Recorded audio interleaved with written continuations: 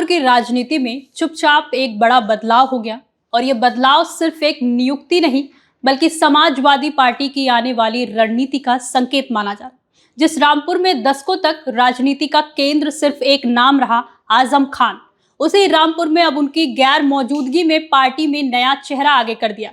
क्या समाजवादी पार्टी 2027 से पहले रामपुर की राजनीति का समीकरण बदल रही है? क्या ये पीडीए की नई सामाजिक इंजीनियरिंग है या फिर ये संकेत है कि पार्टी अब रामपुर को किसी एक नेता के भरोसे नहीं छोड़ना चाहती? नमस्कार, मैं हूं महक और आप देख रहे हैं अनादि टीवी यूपी। आइए समझते हैं कि रामपुर की बदलती सियासत की पूरी परत दर परत कहानी।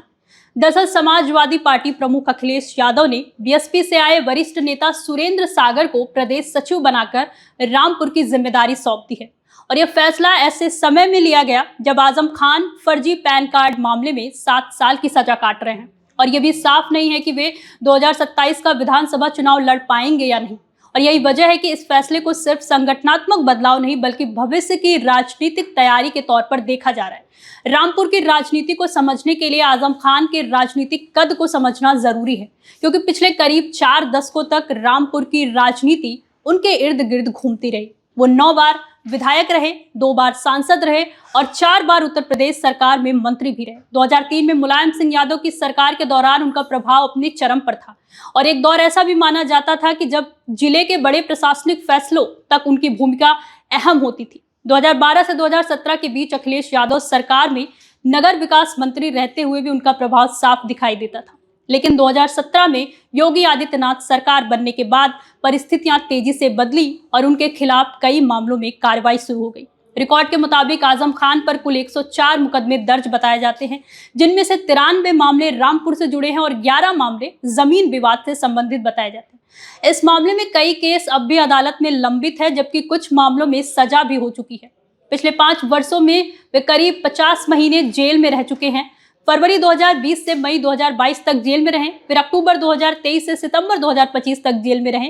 23 सितंबर 2025 को सीतापुर जेल से रिहा होकर रामपुर लौटे, लेकिन सिर्फ 54 दिनों बाद 17 नवंबर 2025 को फर्जी पैन कार्ड मामले में फिर 7 साल की सजा सुनाई गई और वो दोबारा जेल भेज दिए गए। फिलहाल वे अपने बेटे अब्दुल्ला आजम के साथ जेल में बंद हैं और यही स्थिति समाजवादी पार्टी के सामने रामपुर में नेतृत्व का नया विकल्प तलाशने की वजह बनती दिखाई दे रही है।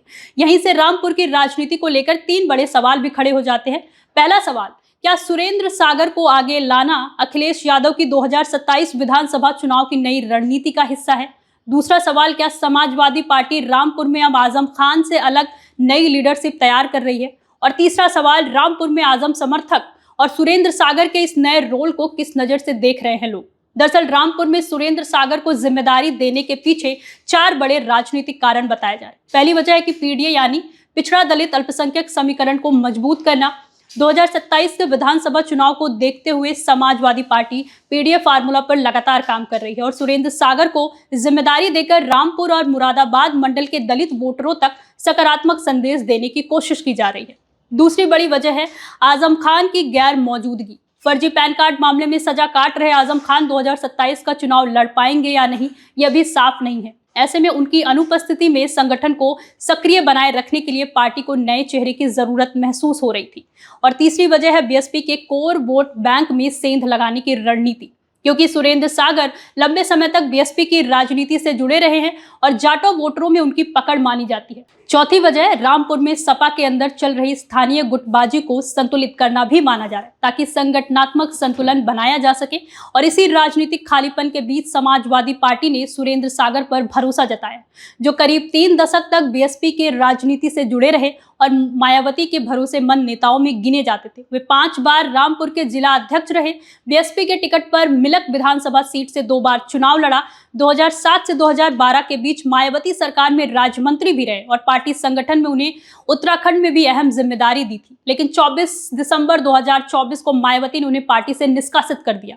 वजह बताई गई कि उनके बेटे अंकुर सागर की शादी समाजवादी पार्टी से जुड़े परिवार में हुई थी, जिसे पार्टी विरोधी गतिविधियां माना गया। इसके बाद 22 जनवरी 2025 को लखनऊ में अखिलेश यादव की मौजूदगी में उन्होंने समाजवादी पार्टी ज्वाइन कर ली और 2 मार्च 2026 को उन्हें प्रदेश सचिव बनाकर रामपुर की जिम्मेदारी दे दी गई। राजनीतिक तौर पर इस फैसले को समाजवादी पार्टी की पीडीए रणनीति से जोड़कर देखा जा रहा है, क्योंकि पार्टी पिछड़ा दलित अल्पसंख्यक समीकरण को मजबूत करने की दिशा में लगातार काम कर रही है।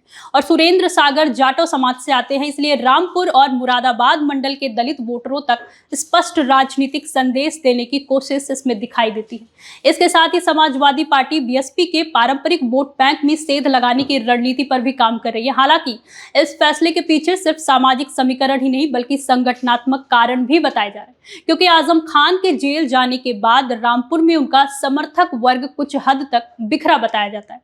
पार्टी कार्यालय की सक्रियता भी पहली जैसी नहीं रही। राजनीतिक विश्लेषकों की माने तो समाजवादी पार्टी में आजम खान का कद अब भी बना हुआ है, लेकिन पार्टी उनकी दबाव वाली राजनीति और बयानबाजी से असहज रहती है।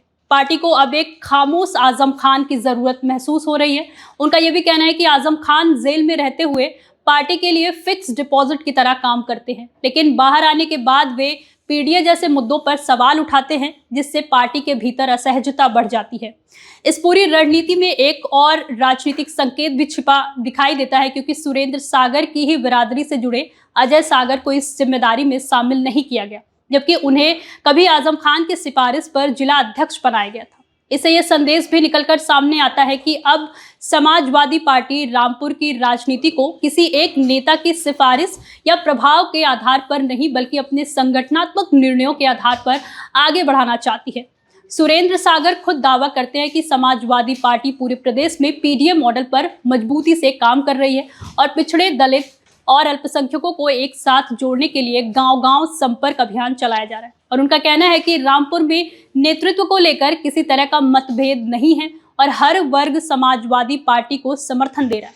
लेकिन दूसरी तरफ आजम खान समर्थकों के बीच इस फैसले को लेकर असहजता की चर्चा भी सामने आ रही है, क्योंकि उनका मानना है कि रामपुर की राजनीति में आजम खान का योगदान इतना बड़ा रहा है कि उनकी गैर मौजूदगी में इस तरह का नेतृत्व तय करना एक बड़ा राजनीतिक संकेत है। कुल मिलाकर देखा जाए तो रामपुर में सुरेंद्र सागर की नियुक्ति सिर्फ एक संगठनात्मक फैसला नहीं बल्कि 2027 विधानसभा चुनाव से पहले समाजवादी पार्टी की बड़ी राजनीतिक रणनीति का हिस्सा दिखाई देती है। अब सबसे बड़ा सवाल यही है कि क्या ये बदलाव समाजवादी पार्टी को रामपुर में नई मजबूती देगी या फिर आजम खान समर्थकों की नाराजगी आने वाले समय में पार्टी के लिए चुनौती बन सकती है। फिलहाल इतना तय है कि रामपुर की सियासत में बदलाव की पटकथा लिखी जा चुकी है और उसकी असली तस्वीर अब 2027 के चुनावी मैदान में साफ दिखाई देगी। इस मुद्दे पे आपकी क्या राय है, हमें कमेंट करके जरूर बताएं। देखते रहिए अनाड़ी टीवी यूपी। नमस्कार।